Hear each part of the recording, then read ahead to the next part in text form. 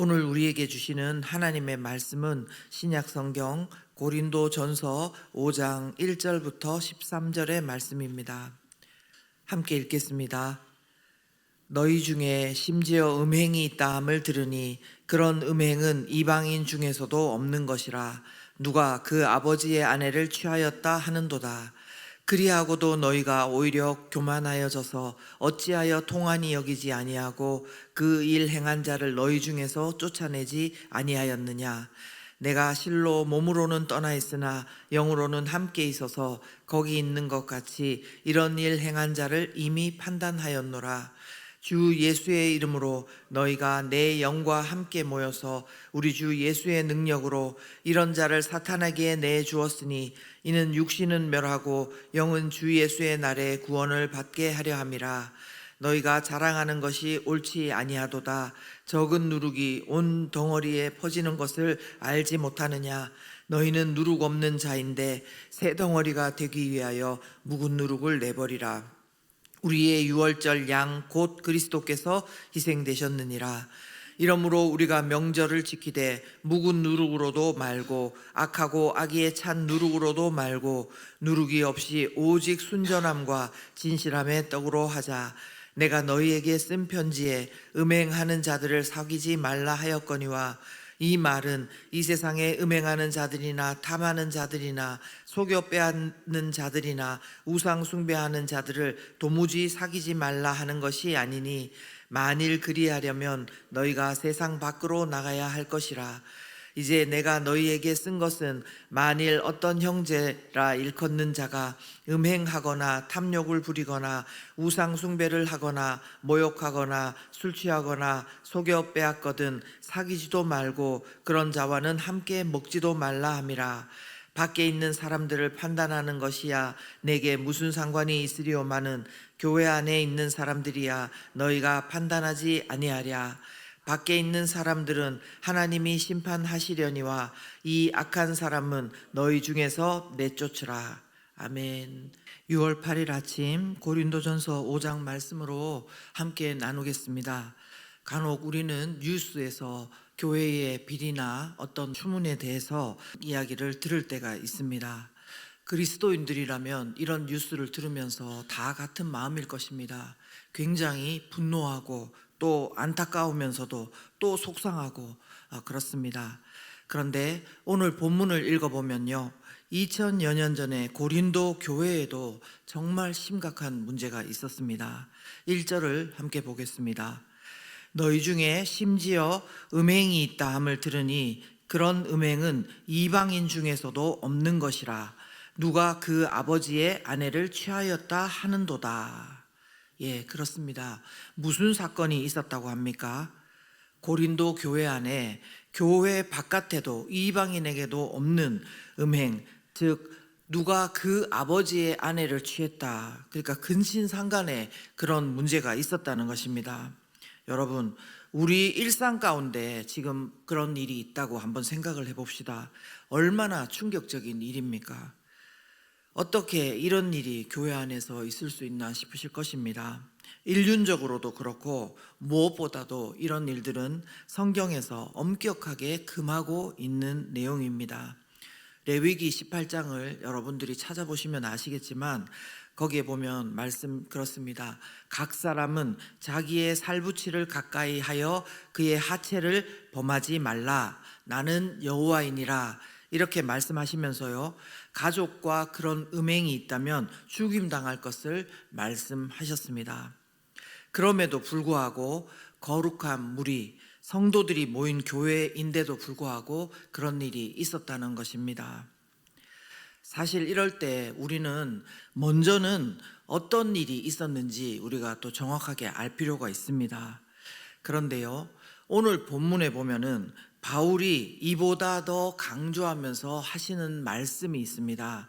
뭐냐 하면 바로 이 문제에 대해서 교회의 대처, 성도들의 대처가 어떠해야 하는가 이것입니다. 그렇다면 여러분께 질문을 드려보고 싶습니다. 여러분은 교회에서 이런 일이 있을 때 어떻게 해야 한다고 생각을 하십니까? 아마 어떤 분들은 호세아와 고멜의 이야기를 떠올리면서요. 그래도 교회에서 잘 품어주고 인내하고 사랑으로 그를 변화시켜 가야 된다. 이렇게 생각하실 것 같습니다. 그러나 또 어떤 분들은 똑같은 일에 대해서 여호수아서에 나오는 아간의 이야기라든지 아니면 사도행전에 나오는 아나니아와 삽비라의 이야기라든지 이런 것들을 떠올리면서 교회가 이런 일에 단호하게 대처해야 된다. 그렇게 생각하실 것 같습니다. 둘 다 성경에 기록된 하나님의 말씀입니다. 자, 그렇다면 과연 무엇이 맞는 것입니까? 우리는 어떻게 해야 합니까? 오늘 말씀에서 하나님께서는 바울 사도를 통해서 이렇게 말씀해 주고 계십니다.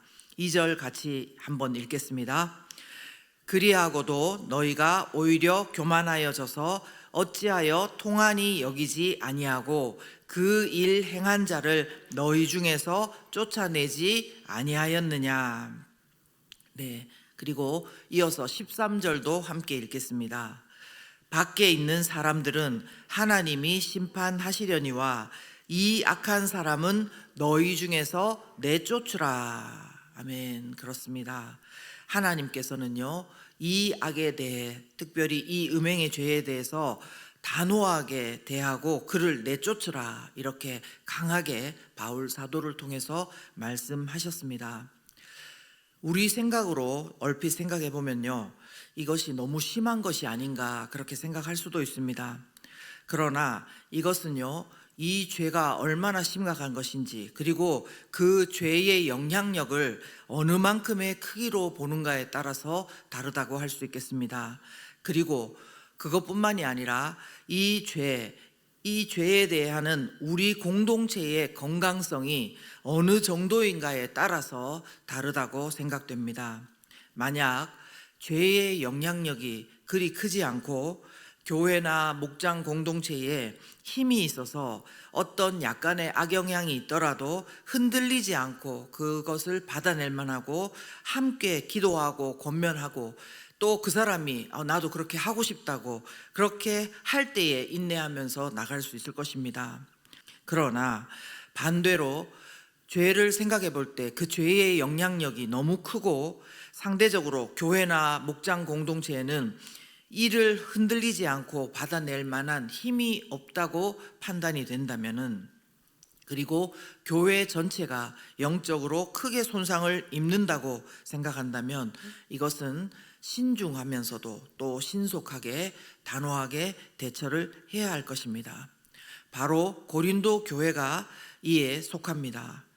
2절을 다시 한번 보시겠습니다. 2절 다시 보시면 그리하고도 너희가 오히려 교만하여져서 어찌하여 통한이 여기지 아니하고 그 일 행한 자를 너희 중에서 쫓아내지 아니하였느냐. 이렇게 말씀합니다. 즉 그런 음행의 죄를 보고도 너희가 오히려 교만하여졌다. 이렇게 하는 것입니다. 표준 세번역을 보면 자만하여졌다. 이렇게 말합니다. 교회나 목장 공동체에 어떤 사람의 이런 심각한 죄가 있는데도 불구하고 오히려 교회가 자만한다는 것입니다. 자랑한다는 것입니다. 이것은 이런 죄가 교회 내에 있는데도 불구하고 이것이 자신과는 전혀 관계가 없는 것처럼 생각하고 있기 때문일 것입니다. 나는 괜찮다는 식이 될 때 그렇습니다. 그러니 이 사실에 대해서 그들은 통한이 여기지 아니했습니다. 여러분, 통한이 여기지 아니했다 그러는데 그러면 통한이 여기다 이 뜻이 무엇이겠습니까? 이것은 죄에 대해서 깊이 슬퍼하고 애통하고 회개하는 마음인 것입니다. 그러니까 죄에 대해서 죄를 범한 형제만을 정죄하는 것만 할 뿐 나의 죄, 그러니까 우리의 죄악, 우리 공동체의 죄악으로 여기며 슬퍼하고 애통하고 회개하는 마음이 일단 없고 자만했다는 것입니다. 외향적으로는 바울과 아볼로와 같은 지도자가 있고 또 고린도 교회 내에는 많은 다양한 은사들이 있었습니다. 그래서 건강하게 보였는지 모르지만 고린도 교회는 사실상 아주 위험한 상황에 있었기 때문에 하나님께서는 단호하게 대처할 것을 말씀하셨던 것입니다. 여러분, 우리는 이 말씀을 통해서요, 반드시 교회와 우리 목장 공동체와 마을 공동체를 돌아볼 필요가 있습니다. 꼭 고린도 교회만큼의 이런 심각한 문제까지는 아니라 하더라도요, 죄에 대해 또한 우리의 불신앙적인 태도, 그리고 세상적인 태도, 그런 것들을 우리가 어떻게 대하고 있는지를 생각해 보아야 할 것입니다. 우리 또한 그저 고린도 교회처럼 그 사람의 문제 그렇게만 생각하고 남의 일로만 생각하고 그것을 우리의 문제로 끌어안고 통한히 여기지 못하고 자만하고 있다면 그것은 우리의 생각을 정리하면서 회개할 필요가 있습니다. 그리고 그 이후에 다시 신중하게 대처해야 될 것입니다. 여러분, 앞서 말씀드렸듯이 무조건 사랑하는 것만이 능사가 아니고 무조건 또한 내치는 것만이 능사가 아닐 것입니다. 분명히 하나님께서는 바울 사도를 통해 11절에 보면 이렇게 말씀하셨습니다. 이제 내가 너희에게 쓴 것은 만일 어떤 형제라 일컫는 자가 음행하거나 탐욕을 부리거나 우상 숭배를 하거나 모욕하거나 술 취하거나 속여 빼앗거든 사귀지도 말고 그런 자와는 함께 먹지도 말라 함이라, 이렇게 말씀하셨습니다. 그런 것처럼 이 죄가 어떤 죄인지, 우리 공동체에 어떤 영향을 끼치는 죄인지 분명하게 신중하게 생각하고 기도하고, 그 다음에 예수님께서 알려주신 방법이 있습니다.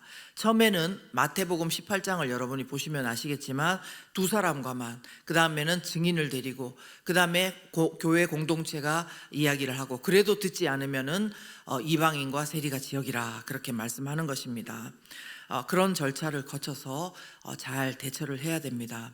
왜 이렇게 하나님께서 바울 사도를 통해서 말씀하셨습니까? 그 이유가 6절에서 8절을 보시면은 분명히 알 수 있습니다. 6절부터 8절까지 제가 읽어보겠습니다. 너희가 자랑하는 것이 옳지 아니하도다. 적은 누룩이 온 덩어리에 퍼지는 것을 알지 못하느냐. 너희는 누룩 없는 자인데 새 덩어리가 되기 위하여 묵은 누룩을 내버리라. 우리의 유월절 양 곧 그리스도께서 희생되셨느니라. 이러므로 우리가 명절을 지키되 묵은 누룩으로도 말고 악하고 악의에 찬 누룩으로도 말고 누룩이 없이 오직 순전함과 진실함의 떡으로 하자. 아멘. 그렇습니다. 교회 안에, 우리 목장 안에 그런 일이 있는데도 불구하고 우리가 함께 통한히 여기지 못하고 교만하고 자만하는 것은 정말 어리석은 일입니다.